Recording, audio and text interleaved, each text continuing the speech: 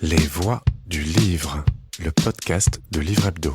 Bonjour, merci d'être là, merci aux journalistes, aux libraires, aux influenceurs, aux éditeurs qui sont dans la salle, merci à tous ceux qui nous suivent sur YouTube. Bienvenue à ce deuxième forum de la rentrée littéraire de Livre Hebdo. Nous avons choisi, comme l'an passé, de vous présenter la rentrée à travers les éditeurs, car, comme l'expliquait Michel Lano, généralement les éditeurs sont dans l'ombre. Et nous, à Livre Hebdo, en tant que médias professionnels, nous avons choisi de les mettre un petit peu dans la lumière pour, cette fois-ci, nous parler de leur rentrée littéraire, pour leur poser finalement à tous un petit peu la même question. Pourquoi est-ce que vous avez eu envie de publier ce livre ? Car nous savons que pour les libraires et pour beaucoup des gens qui nous regardent, connaître la réponse à cette question, avoir l'avis d'un éditeur sur un livre, c'est un puissant argument et même parfois un puissant argument de vente. Alors, nous avons la chance d'être accueillis aujourd'hui à la librairie Cetel, que je tiens à remercier. Comme vous le savez, cet endroit a été le studio, puis la galerie, puis la librairie de Karl Lagerfeld. Aujourd'hui, c'est une librairie où beaucoup d'événements ont lieu et je voudrais saluer la direction de Cetel et Chanel, son mécène, qui ont choisi de faire de ce lieu au cœur de Saint-Germain-des-Prés un endroit d'échange pour tout le milieu littéraire et aussi, bien sûr, pour le livre d'art. Je tiens à remercier Laura Adler qui également pour la deuxième année consécutive nous fait l'amitié de venir avec moi présenter cette rentrée. Et je vous propose qu'on rentre tout de suite dans le vif du sujet avec les 4 éditeurs qui sont avec nous. Jean-Luc Barré des éditions Plomb, Véronique Cardy des éditions Jean-Claude Lattès, ou plutôt J.C. Lattès, Manuel Carcassonne des éditions Stock et Alix Penant des éditions Flammarion. Et il n'y a pas de plan à notre discussion, mais Alix, je propose qu'on commence par vous. Vous publiez un nouveau roman d'Alice Zeniter que Laure, je crois, vous avez lu. Oui, je l'ai lu. Je pense que je ne serais pas la seule à avoir envie de retrouver Alice Zeniter, qu'on a découvert il y a quelques années comme une voix puissante de la littérature française. Une personne qui s'est alliée l'histoire et les fils de l'histoire avec la contemporanéité et qui nous permet, dans tous ces livres, je pense évidemment au premier, mais je pense à celui que vous allez publier donc à la rentrée, Alix, Frapper l'épopée. Déjà, c'est un titre qui se scande, qui est comme un slogan aussi, qui est comme une injonction poétique. Et là, effectivement, Alice Zeniter retrouve à la fois les fils de l'histoire et les fils du romanesque familial et sentimental.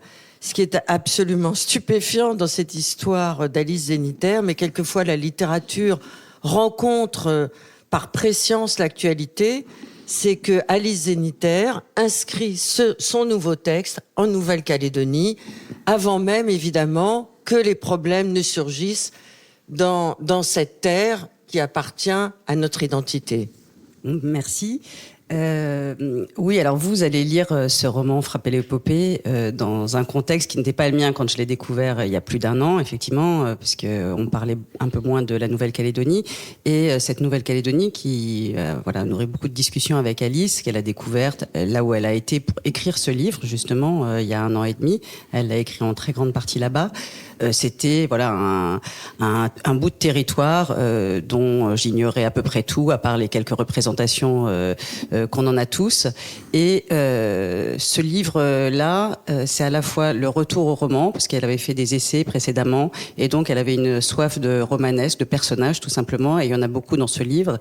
L'héroïne, mais les jumeaux Canac qu'elle a dans sa classe, puisqu'elle est professeure, un groupe d'indépendantistes non violents, surréalistes, qu'elle a inventé évidemment totalement, et puis la grande histoire de la Nouvelle-Calédonie et de sa colonisation qu'elle fait rentrer dans le livre d'une façon un peu magique, avec ce souffle des ancêtres et d'un territoire très particulier.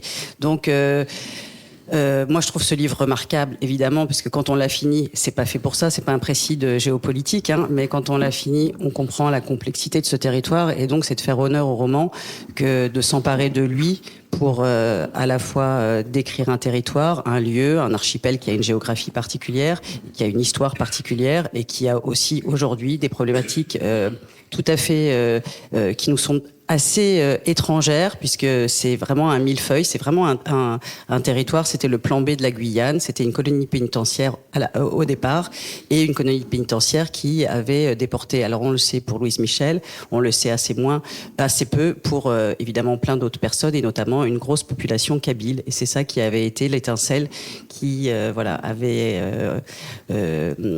encouragé Alice à la fois à faire des recherches, puisqu'on lui demandait si elle avait peut-être des cousins de la famille là-bas.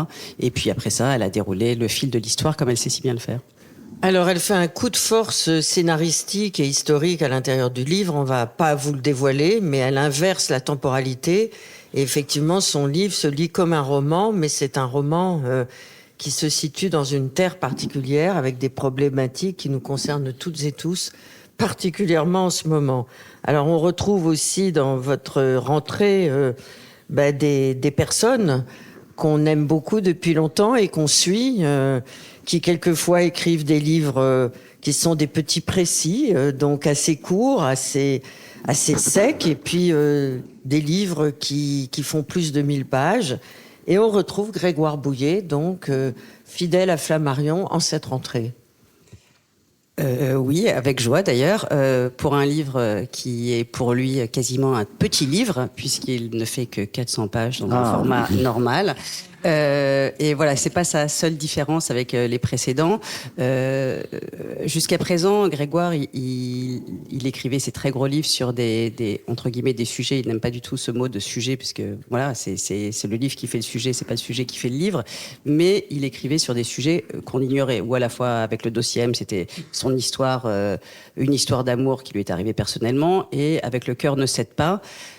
C'était un fait divers de Marcel Pichon dont on ignorait tout et dont il allait nous dévoiler tous les recoins inconnus à force de recherche. Et là, en fait, c'est presque l'inverse. Il s'appelle le syndrome de l'orangerie. Il fait une enquête sur un sentiment qu'il a éprouvé en visitant l'orangerie, en voyant tous les grands panneaux des nymphéas de Monet. Et au lieu de trouver ça très beau, il trouve ça très beau. Mais au lieu de trouver ça très beau, il fait une gigantesque crise d'angoisse qu'il ne s'explique pas. Et il a l'intuition que Monet a caché derrière ces grands panneaux un mort, des morts. Et donc, à partir de ce sentiment, en fait, l'angoisse, et par rapport à cette intuition, il va commencer des recherches monumentales comme il sait les faire, qui vont le conduire à droite, à gauche, à dépioter toute l'œuvre de Monet. Alors, c'est pas un livre sur l'impressionnisme, c'est un livre sur la méthode de recherche de Grégoire Bouyer, avec, évidemment, on retrouve son inventivité, son goût des histoires, et puis à la fin, bon, moi, je suis absolument convaincu qu'il a raison, parce qu'il trouve des choses qu'on n'a jamais dites sur ses œuvres, et moi, je les regarderai plus pareil, mais bon. Je crois que quelques lecteurs, en tout cas à l'intérieur de la maison Norepré, les premiers libraires qui l'ont lu sont d'accord avec moi sur ce point. C'est un livre évidemment unique, qui lui ressemble. Et voilà. Et j'en profite pour dire un mot, parce que vous disiez comment on compose un peu la rentrée littéraire. Et je fais juste une petite parenthèse. Là, on a commencé par deux auteurs, j'allais dire connus, attendus, avec une forte notoriété. On a aussi Yasmina Reza en septembre. Et nous, on a choisi de ne publier que 5 romans en août en littérature française et 2 en étranger, et un seul en septembre. Donc une rentrée incroyablement resserrée. À la fois pour les libraires et aussi pour les auteurs, parce que on a envie que tous ils aient leur histoire en rentrée, et que souvent c'est pas facile s'ils sont très très très nombreux, et à 5-6 avec une variété de notoriété, mais surtout une variété d'écriture, d'imaginaire, d'univers, comme celle qu'on propose là. En fait, chaque auteur écrit un livre qui ne ressemble pas à celui de son collègue de rentrée, et qui est même très loin. Et donc, voilà, c'est pour ça qu'on commence peut-être par les 2 plus connus, mais j'ai à cœur de défendre les autres aussi. On va continuer avec quelqu'un qui est par définition totalement inconnu, mais que je connais depuis longtemps. C'est bizarre, et c'est ça que j'aime dans le monde de l'édition, c'est que c'est un monde où les personnes peuvent évoluer professionnellement. Le premier roman que vous publiez est signé de Romane Lafort, et j'ai eu la chance de travailler avec elle et avec Adrien Bosc. C'est son deuxième, me dit-on. Mais... Ah, c'est son deuxième. Bon, en tout cas, ce qui est formidable... C'est celui qui va la rendre connue. Un jeune auteur qui... Une jeune autrice qui va être connue suite à ce roman. Second roman d'une jeune femme pas encore véritablement identifiée, qui vient elle-même du monde de l'édition et qui se déroule dans un milieu qui est plutôt, comme le titre l'indique, une France assez méconnue, puisque c'est une France religieuse, complètement corsetée et irriguée et imbibée de religiosité, à l'intérieur de laquelle il va falloir trouver son espace de liberté. Alors, oui, elle vient du monde de l'édition. Romane Laforêt, elle est traductrice de l'italien. Et donc mais aussi éditrice, moi je l'ai connue éditrice. Oui, maintenant elle n'est plus que traductrice de l'italien. Et donc moi quand j'ai reçu ce livre, il y avait une courte présentation qui disait que c'était l'histoire d'une jeune catholique pratiquante, très traditionnaliste, qui allait épouser donc un militaire, comme elle en rêvait, et qui s'apprêtait à faire sa vie avec lui à Bayonne, à l'étranger, et à être mère de 4, 5, 6, voire 7 enfants, comme dans son milieu l'encourageait. Et elle n'arrive pas à avoir d'enfants. Les mois passent, même les années passent, et quelque chose se fissure aussi parce que du coup elle perd presque en statut et en respectabilité sociale dans son milieu. Et donc l'histoire de la confession, on est 5 ans après ce mariage, elle est encore très jeune, et elle va raconter comment elle en est arrivée là, qu'est-ce qu'elle a commis aux yeux de sa communauté qui est si grave qu'elle doit revenir sur son histoire. Et moi quand j'ai reçu le descriptif, je vous avoue très sincèrement que j'étais intéressée, mais pas plus que ça. J'avais l'impression que c'était presque le parcours d'une femme dans les années 50, en fait. J'avais l'impression que c'était vraiment très, très vieux, où ça correspondait vraiment à une minorité. Après ça, évidemment, je me suis plongée dans le livre, et puis il y a toujours le sujet du livre et la façon dont il est exécuté. Et là, il est exécuté admirablement. Il y a une espèce de tension dingue, une écriture très forte. Et on rentre dans ce milieu des catholiques traditionnels qu'on a vu se remobiliser avec une jeunesse très très combative au moment de la manif pour tous. Il est beaucoup question aussi de l'avortement dans ce livre, des combats anti-avortement. Et en fait, voilà, on a vu à CNews il y a quelques mois que voilà, ils avaient par mégarde, disent-ils, mis que c'était le premier génocide, c'était celui des enfants à cause de l'avortement. Et en fait, on a quand même une traversée dans la société très importante. Moi, j'ai lu un article dans Le Monde il n'y a pas si longtemps sur la recrudescence des baptêmes d'adultes au moment de Pâques. Et donc voilà, on rentre dans ce milieu-là et on découvre à la fois un peu effrayé, même complètement effrayé et glacé, le poids qu'ils ont et à quel point une jeune femme élevée avec une unique vision du bien et du mal depuis qu'elle est toute petite, voilà, c'est un enfermement tel qu'il est très difficile d'en sortir. Je dis ça parce que évidemment on pense toujours, on a beaucoup de livres sur l'émancipation d'une femme, etc. Il en est question ici, mais pas de la façon radicale qu'on peut l'avoir parfois dans certains romans, parce qu'on ne peut pas sortir d'un milieu comme ça et après ça, je sais pas, aller faire sa vie ailleurs, etc. Et voilà, c'est progressif. Et voilà, la contention de ce livre, c'est qu'elle a commis quelque chose et elle doit raconter pourquoi elle est dans cet état aujourd'hui. Et donc voilà, moi j'ai absolument adoré ce livre. Je ne rebondis pas sur ce que vous venez de dire à l'instant, mais sur ce que vous disiez juste avant. Comment on compose une rentrée aujourd'hui? Et je vais vous poser la question à vous, Manuel Carcassonne. Est-ce que c'est la principale préoccupation de dire il faut que je fasse moins, il faut faire une plus petite rentrée, il faut mieux défendre les livres? Ou est-ce que on fait en fonction des auteurs, des talents? On fait en fonction de ce qu'on a aussi.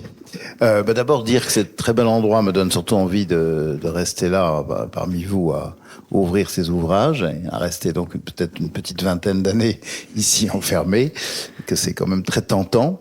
Non, rentrée littéraire, je crois qu'on a tous envie, enfin j'espère d'ailleurs qu'on a tous envie de ne pas trop publier. Donc la rentrée effectivement littéraire de chez Stock est assez à l'économie. On a 8 titres qui incluent les titres étrangers, dont un grand mort, si j'ose dire. Ce sont effectivement des auteurs reposants, mais c'est un texte extraordinaire d'un écrivain hongrois qui a publié cela après la guerre, en 1950, s'appelle Joseph Debreceni. C'est une découverte qui a été mondialisée parce qu'un agent s'en est emparé. C'est un texte absolument extraordinaire, vraiment à mettre à côté de Primo Levi, à mettre à côté d'Imre Kertész. Il est hongrois d'ailleurs, comme Imre Kertész. Je vous le recommande vivement, même si c'est une lecture parfois parfois assez rudes. Et à côté de ça, des écrivains vivants et un livre étranger de Cristina Comencini. Donc c'est une composition effectivement qui essaie de ne pas déborder. Et alors, dans cette rentrée, pour prendre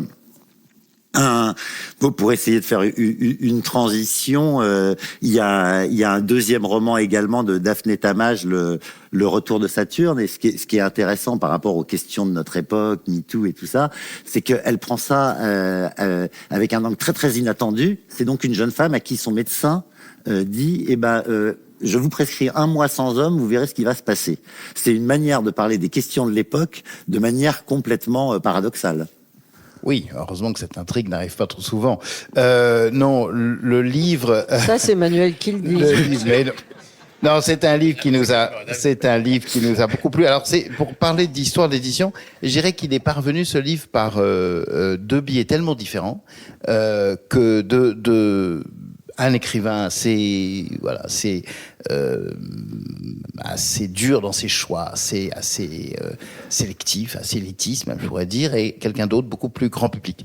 En fait, c'est parvenu par ces 2 biais sur ma boîte mail, comme on dit, et je ne suis pas toujours très rapide. Et là, à cause de ce double parrainage, je l'ai lu tout de suite. J'ai donné à lire dans la maison. On pensait d'ailleurs que c'était un premier roman, pour être très franc, parce que son premier livre est paru chez Maurice Nadeau, ce qui est plutôt bien, mais avec une toute petite presse. Je pense que c'est un livre qui a été relativement pas assez aperçu, pas assez vu, et ça nous a beaucoup plu. Ça s'appelle Le Retour de Saturne, et en gros l'explication du titre, Le Retour de Saturne, c'est l'idée qu'une fois tous les, je crois, 30 ans, 32 ans, la planète Saturne revient et sa conséquence de ce retour de Saturne, c'est un grand charivari dans la vie des gens, et particulièrement dans la vie évidemment de cette jeune femme. Donc c'est un livre qui mêle de manière assez surprenante la tentation de la chair et la tentation de la spiritualité. Quelque chose qui, pour moi, m'a rappelé évidemment une sorte de croisement entre Joris Karl Huysmans et Britney Spears, mais qui pourra apparaître pour les... Britney Spears est très à la mode en cette rentrée d'ailleurs. Pour les moins référencés, c'est aussi un roman d'initiation. C'est très marrant. Ça a un ton assez caustique, assez ironique et drôle, et je pense que ça nous fera pas mal de bien en ce moment où on a besoin de lectures comme ça Alors il y a aussi des livres qui nous font du bien mais qui nous font peur, et il y a une sorte de nouveau courant littéraire, je trouve, en France depuis quelques années, mais qui s'accentue en cette rentrée littéraire et que vous incarnez, Manuel, avec la publication d'un auteur que vous publiez depuis longtemps, qui est très connu et reconnu, qui est très aimé du public. Je veux parler d'Emmanuel Ruben.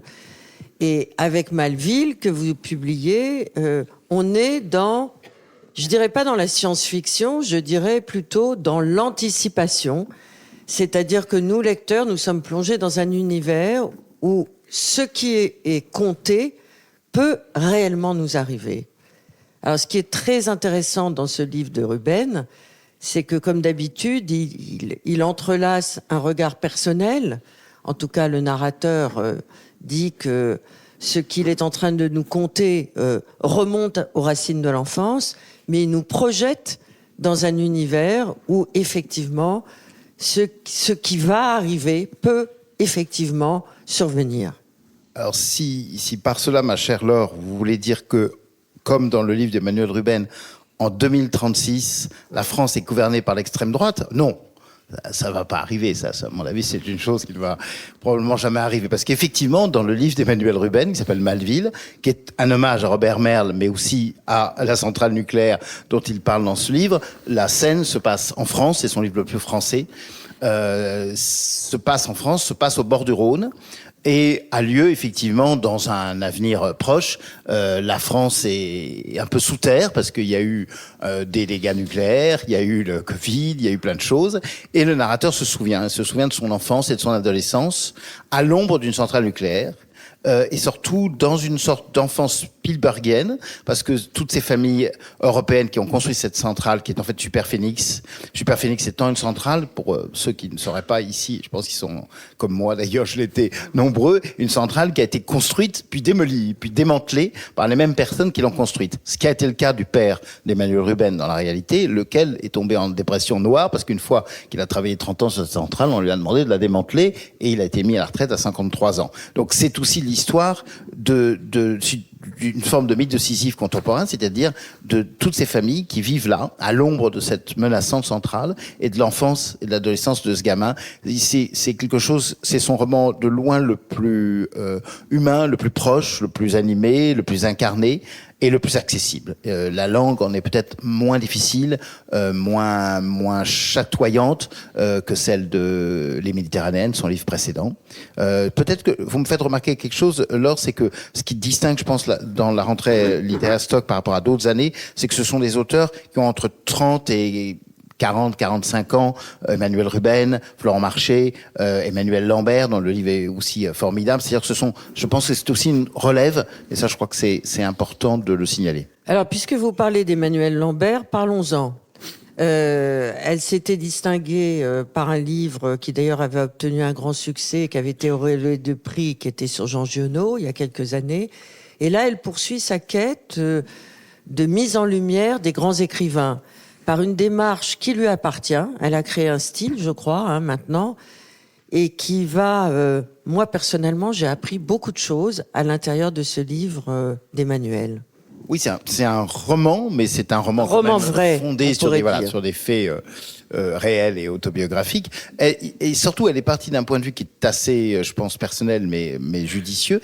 Elle s'est demandé ce que sa génération aurait fait justement aujourd'hui, à une époque post-MeToo, de ce qu'elle a fait, de ce qu'elle a voulu faire, et de la manière dont elle a dessiné et voulu sa vie quand elle avait 20 ans. À 20 ans, cette jeune femme brillante cherche du travail, c'est une jeune intellectuelle, hein, elle est normalienne, elle cherche du boulot, elle sait pas très bien quoi faire d'autre que travailler avec des livres ou sur des livres, et on lui propose un travail à ce qui n'est pas nommé dans le livre, mais qui est l'IMEC, qui est nommé l'Institut dans le livre, et qui est une sorte de lieu de pouvoir relativement ludique et mené par des hommes, et on lui propose comme premier travail, parce qu'on ne sait vraiment pas quoi faire d'elle, de s'occuper d'un grand écrivain. Qu'on connaisse ou pas ce grand écrivain n'est d'ailleurs pas très important. Il s'agit d'Alain Robbe-Grillet dans la réalité, et dans le livre, il est nommé. Et elle va être livrée un peu en pâture à cette espèce de monstre pervers qui ne va pas d'ailleurs la sadiser, mais va plutôt... Il n'en était pas capable. Il n'en était probablement pas capable, elle ne l'a pas souhaité. Mais comme dans une scène où il la tient un peu à la ceinture, elle lui dit, écoutez, non, pas touche,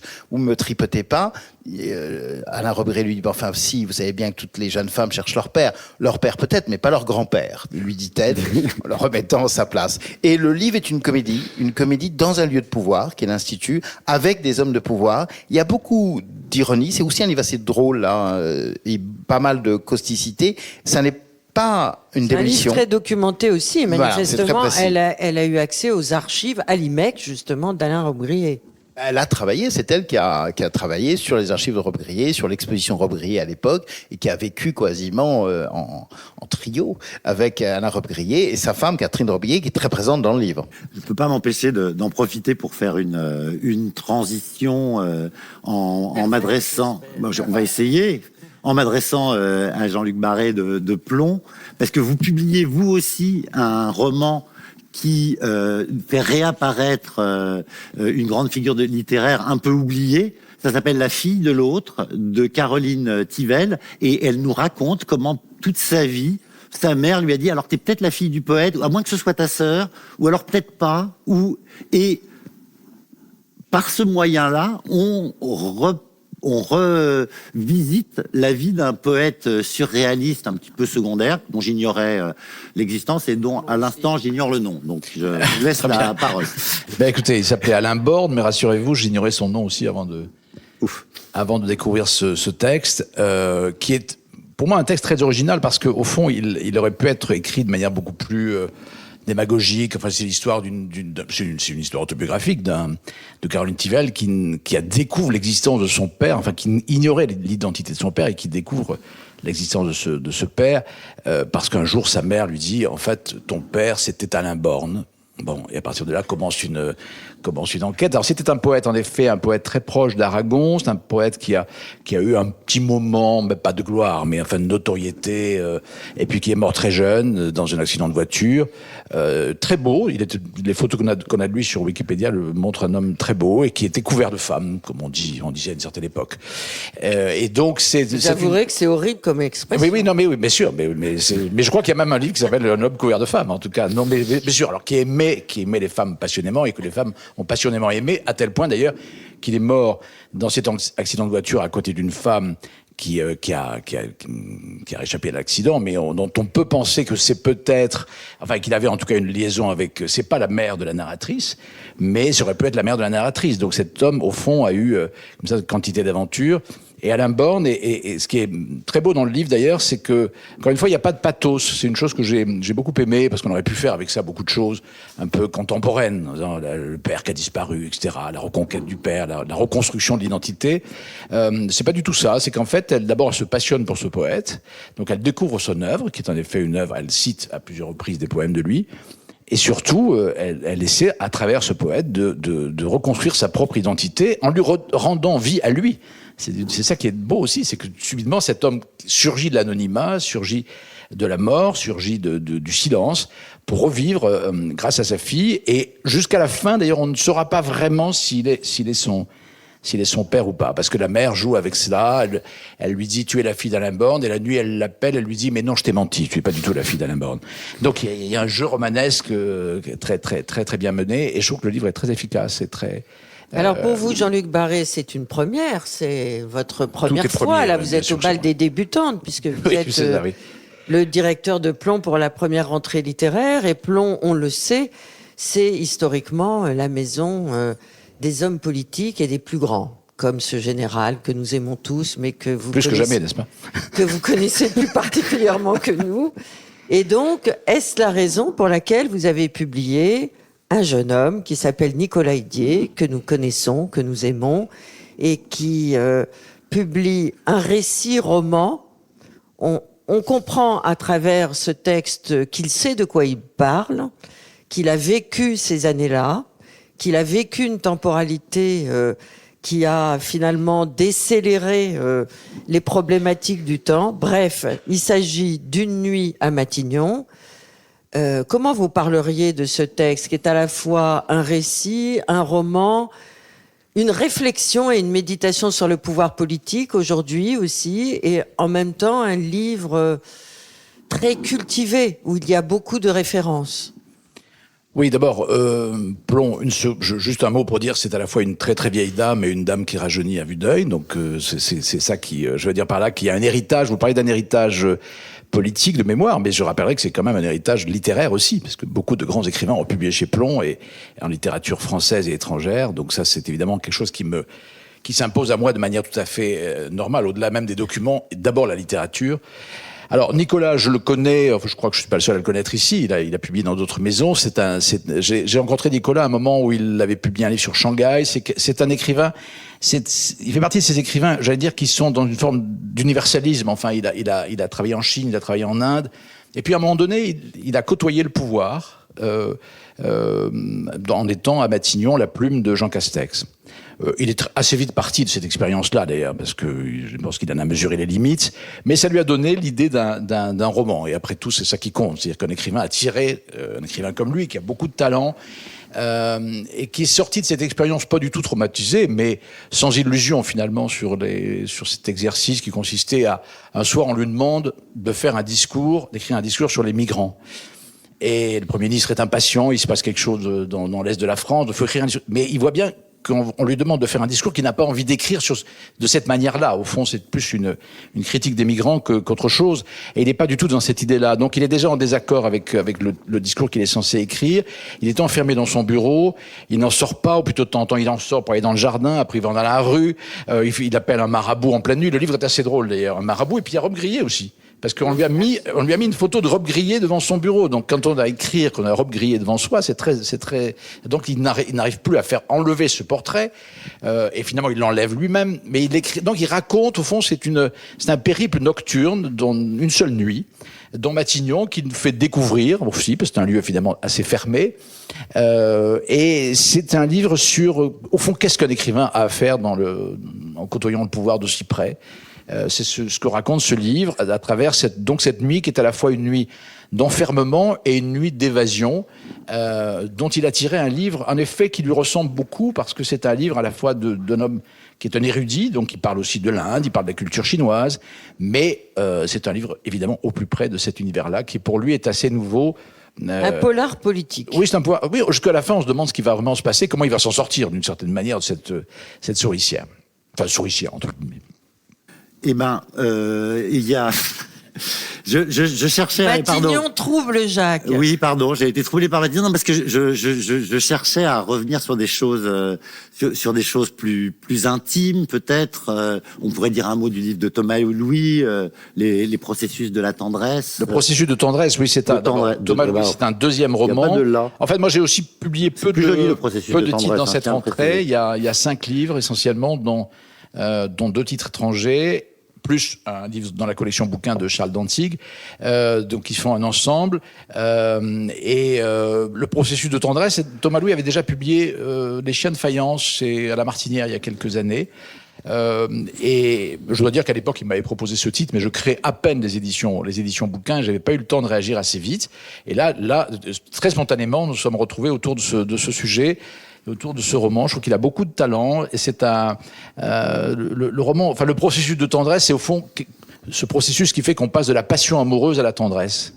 Et c'est tout à fait le thème de ce roman. C'est l'histoire de deux garçons qui se retrouvent. L'un vient de sa prof de Touraine, il vit dans un milieu d'une homophobie dont on n'a même plus idée aujourd'hui, de violence, etc., d'hostilité à son égard, parce que chacun perçoit bien qu'il est différent. Et il vient à Paris, il rêve d'être critique culinaire, il revient à Paris dans un salon de gastronomie, et il rencontre un jeune chef qui s'appelle Cyril. Alors, il paraît qu'il y a un lien étroit avec un autre grand chef, mais je n'avais pas soupçonné ça. Ah, les gens qui regardent des émissions non, mais de cuisine à la télé, je crois pas que ce soit vrai. Cyril, ils peuvent... je crois pas que ce soit mais vrai. il ne faut pas le prendre au premier degré. Et en tout cas, lui, Cyril, vit avec une jeune femme, laquelle a un enfant, et cette rencontre va bouleverser leur vie respective. Lui, Yann, qui est donc ce jeune provincial, parce qu'il va s'imposer à son milieu, au prix d'une certaine violence, et lui qui a en lui une bisexualité qu'il ne soupçonnait pas, sans doute, en tout cas qu'il n'avait pas vécu, va découvrir un petit peu sa vérité sexuelle à travers cette rencontre. Il y a une véritable intrigue, mais il y a aussi, je trouve, c'est un peu un tableau de l'époque où finalement toutes ces frontières-là, ces identités-là ont sauté, ont disparu, où il y a je dis pas des confusions, pas du tout, pas de confusion, mais parfois des rencontres un peu inattendues et improvisées, en fait, qui révèlent la sexualité révélant à chacun sa véritable personnalité.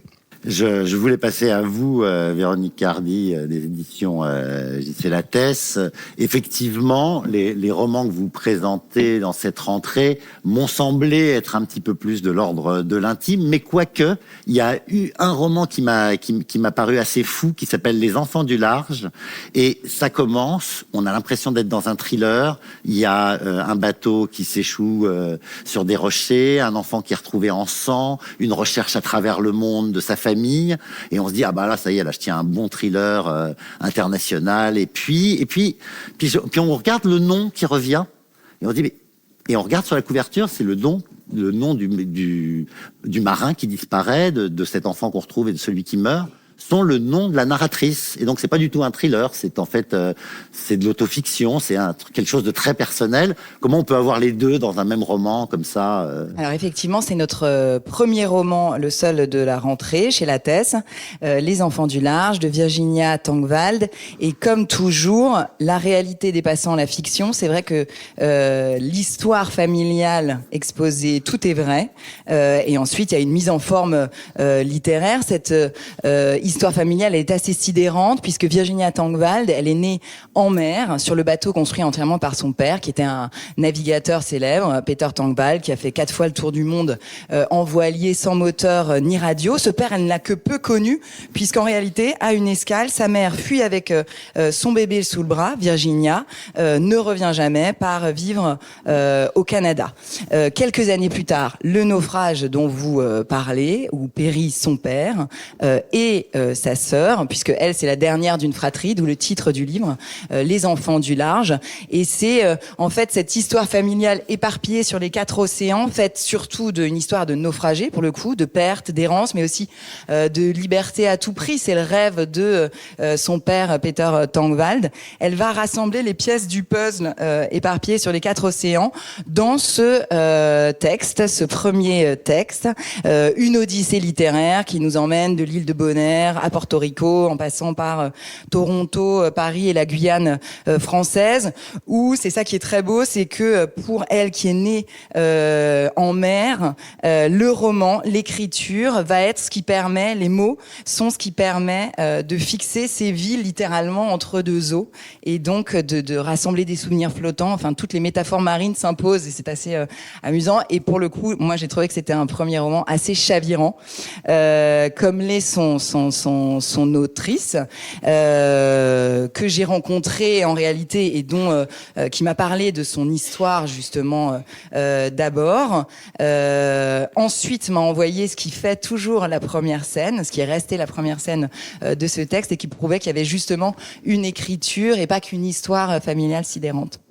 C'est une transition un peu facile, mais il y a un autre livre chez vous qui est une histoire familiale et où il est question au sens large de la mer, ce qui s'appelle Médusa et d'Isabelle Sorante. Et là, il y a aussi un fait divers à la base et ensuite les gens de la famille qui vont essayer de recomposer l'histoire et de savoir, en l'occurrence c'est une jeune femme qui meurt, quelle a été sa dernière pensée. Racontez-nous un peu ça. Alors Isabelle Sorante, qui est une de nos plus belles romancières, qui a toujours publié chez Lattès, notamment dernièrement, il y a 2 ans, en rentrée littéraire, La femme et l'oiseau.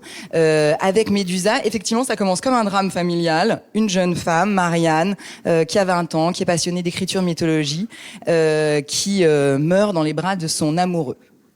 Donc dévastation bien sûr pour la famille, et son petit frère décide de se mettre en quête de la dernière pensée qu'a eue sa sœur avant de mourir, pensant que ça lui permettra de comprendre l'univers dans lequel ils ont basculé. Va faire équipe avec sa meilleure amie pour trouver cette dernière pensée, et dans cette quête, va s'approcher d'une vérité à propos de sa sœur, qui nous entraîne sur une lignée de femmes en noir méditerranéennes. On est à la Ciotat, dans ce paysage de falaises entre ombre et lumière. Et ce qui est très original et audacieux dans ce livre, c'est que la romancière se met en scène dans un dialogue avec une muse, et on ne gâchera rien en disant ensuite le lien avec ce qui donne son titre, Médusa, mais qui va l'acculer à approfondir certaines scènes, à dire d'où elle écrit, ce qui donne un roman sur ce qui nous inspire, ce qui nous hante, et nous invite aussi à réécrire nos mythologies. Ce qui est d'ailleurs un lien avec un autre titre de notre rentrée qui nous tient à cœur, qui est Monologue de la Louve. Si vous faites les transitions vous-même, Ah moi oui, ça bon, m'arrange, allez-y. Je te Le monologue suis. de la Louve de... Non, mais de Gilles Leroy, qui est dans notre collection Bestiale, dirigée d'ailleurs par Isabelle Sorante et Clara Dupont-Mono.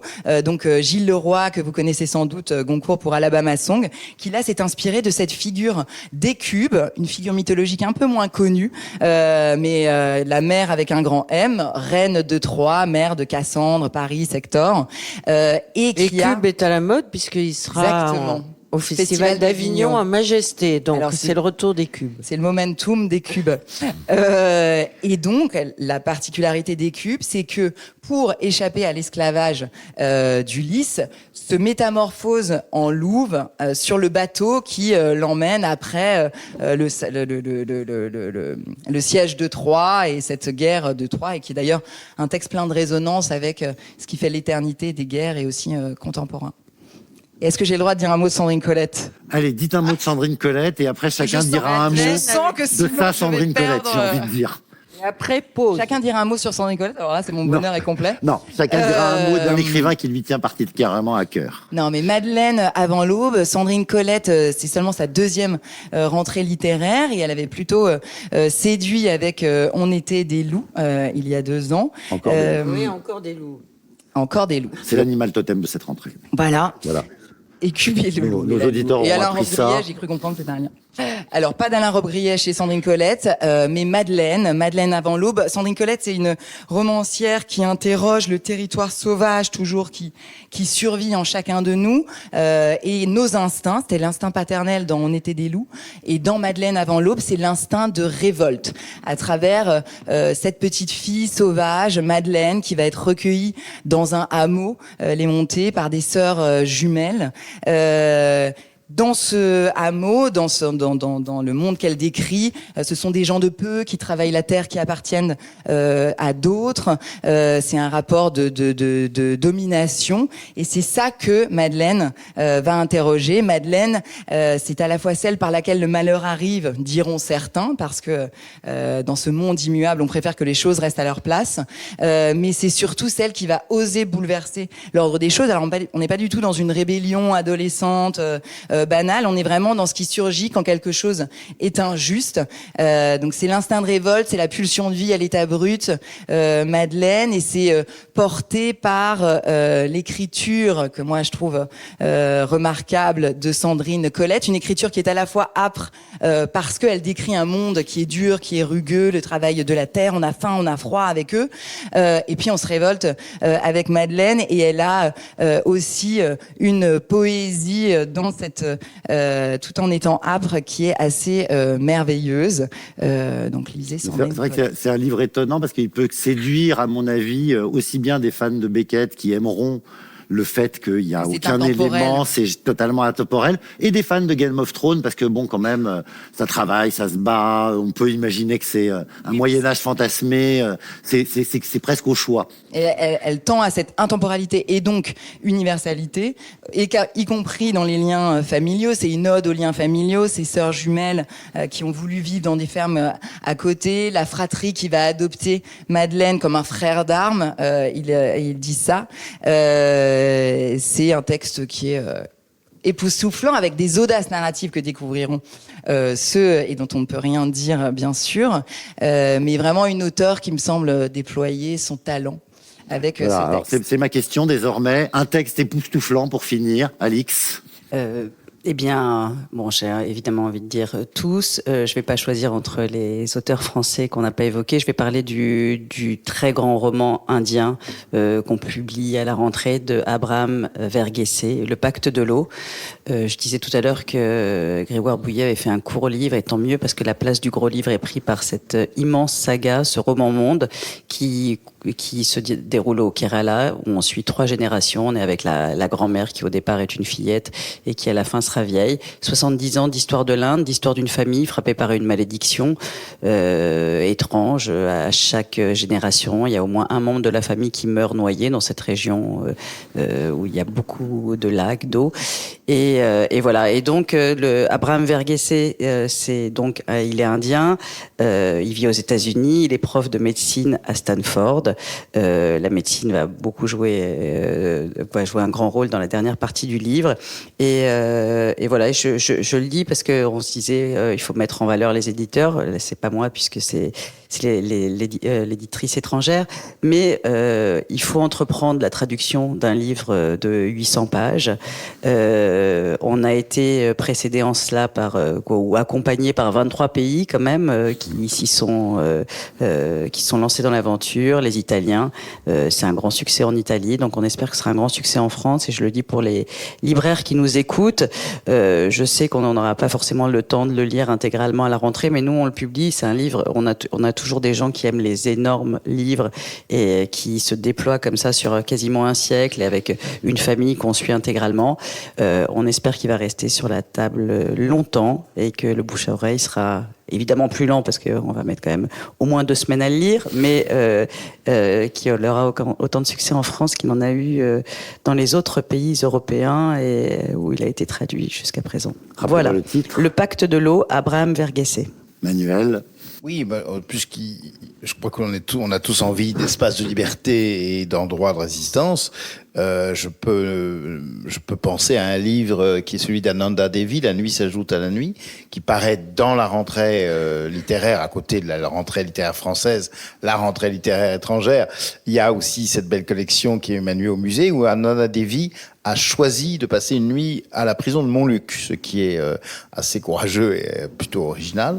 Et alors évidemment, ça fait déjà un certain temps, mais je pense que ce texte a particulièrement sa voix d'actualité aujourd'hui et l'aura dans la rentrée, puisqu'il s'agit de partir à la recherche de celles et de ceux qui ont habité la nuit de la prison de Montluc, prison où il y a eu des résistants français, des juifs qui ont été ensuite ou déportés ou fusillés là-bas, et après-guerre, des Algériens pendant la guerre d'Algérie, et pour finir par une ironie de l'histoire, évidemment, Klaus Barbie. C'est un texte puissant, profond, dense, sombre par endroits, lumineux parce qu'il y a de l'espoir aussi. Et je crois que c'est vraiment un texte aussi sur le fait mental de résister. C'est-à-dire vraiment le fait, qu'est-ce que c'est dans un cerveau que de se dire qu'on va résister quelque part. C'est un livre très puissant, moi qui m'a bouleversée, qui effectivement tombe dans un moment très particulier de notre histoire et qui effectivement rend hommage à la résistance, à la possibilité de résister contre les événements, mais aussi, c'est un texte philosophique, à la résistance intérieure, à la possibilité que nous avons toutes et tous de pouvoir faire appel à notre propre liberté. Et c'est vrai que on en ressort glacé, mais content d'avoir fait ce parcours historique, mais aussi philosophique. Oui, j'ajouterais juste, je ne veux pas être trop long, mais il y a un texte qui m'a beaucoup frappé quand j'étais plus jeune et que j'avais le temps de lire, si j'ose dire, qui est un texte d'un Polonais qui s'appelle Józef Czapski, et c'est un texte qui s'appelle Proust contre la déchéance. C'est l'histoire de quelqu'un qui est en prison, déporté en fait, et qui va apprendre Proust par cœur et se le réciter pour lutter contre la déchéance physique et mentale, et ça va marcher puisqu'il va survivre. Józef Czapski, c'est un très beau livre, et ça m'a fait penser à ça, c'est-à-dire aussi comment on lutte de l'intérieur par une audace mentale, en fait. Jean-Luc Barré, c'est un petit peu compliqué de vous demander d'enchaîner après la prison de Montluc et Marcel Proust, mais quel livre dans la rentrée? Je vais y arriver. Moi, je dirais deux, pardon, mais enfin, d'abord, je voulais simplement dire que nous relançons une collection assez mythique qui s'appelle Feu croisé. Tout à l'heure, Véronique m'en parlait parce que je sais qu'elle a travaillé pour cette collection, et donc il y a deux titres que nous publions à cette rentrée. L'un de Bell Hooks, qui est une grande figure du féminisme américain, et je veux dire hélas mondial, très peu connue, mais qui est une idole aux États-Unis depuis des décennies. Aujourd'hui, voilà, en France retrouve trouve plutôt son véritable espace et une véritable écoute. Et le livre de Charles Frazier qui s'appelle Les Traqueurs, qui est un romancier qui a été très connu pour avoir publié Cold Mountain, etc. Donc c'est deux titres américains qui arrivent à un moment, d'ailleurs, on l'a pas vraiment fait exprès, mais à un moment où l'Amérique, évidemment, va être au cœur à nouveau de l'actualité pour les raisons que l'on connaît. Et ces deux textes qui illustrent à leur manière ce qu'est l'Amérique. Je veux dire, le génie de Frazier, c'est finalement, il nous raconte une histoire qui se passe dans les années 30, mais on retrouve l'Amérique d'aujourd'hui. En réalité, cette Amérique profonde, dont dépendent beaucoup de choses. Et c'est l'histoire, c'est un peu long à raconter, je vais pas le faire, mais c'est l'histoire d'un homme qui part comme ça dans cette Amérique profonde, parce qu'il est chargé dans le cadre du New Deal, d'un travail artistique, esthétique, dans une ville où il va être hébergé dans un ranch et il rencontre un homme qui est un propriétaire terrien extrêmement riche et qui veut faire de la politique, qui veut devenir sénateur. Ça nous rappelle quelqu'un, c'est-à-dire quelqu'un qui part des affaires pour faire de la politique, qui exploite d'ailleurs aussi son mariage. Il a épousé une femme très jeune parce qu'elle est très belle et parce qu'elle est très valorisante pour sa campagne électorale. Voilà, tout ça rappelle étrangement des événements que nous vivons. C'est un roman extrêmement puissant. Tout le monde connaît ce romancier. C'est un romancier qui a le sens de la narration, qui a le sens des personnages, qui a le sens des atmosphères. Et puis Bell Hooks, je suis très heureux de publier ce texte parce que c'est aussi inattendu chez Plon. Oui, j'allais vous poser la question. Oui, mais bien sûr, parce qu'on vit sur des clichés. Alors on se dit, mais Plon, l'afroféminisme n'est pas la spécialité de Plon. Eh bien, je vous annonce que Plon va devenir un spécialiste du féminisme. Voilà. Non, mais c'est tout à fait un peu le hasard, bien sûr, mais encore une fois, nous sommes très fiers nous allons publier un deuxième livre d'ailleurs d'elle l'année prochaine. Donc, c'est des voix nouvelles que nous allons essayer de faire entendre dans cette maison, sur tous les plans, et notamment littéraires. Véronique, est-ce que je peux vous demander un ou deux coups de cœur aussi? Non, mentionner qu'on publie cette grande romancière britannique, puisqu'on parle aussi de nos textes étrangers, Rose Tremaine, qui a déjà été couronnée par le prix féminin étranger, par l'Orange Prize, qui fait un petit bijou d'écriture sur l'obsession amoureuse, qui s'appelle Absolument et pour toujours. Et du côté français, juste mentionner également Adrien Borne, qui avait plu avec son premier roman Mémoire de soi, alors qu'il n'est pas le fils d'Alain Borne. En fait, c'est le vrai fils. Ni d'Elisabeth d'ailleurs.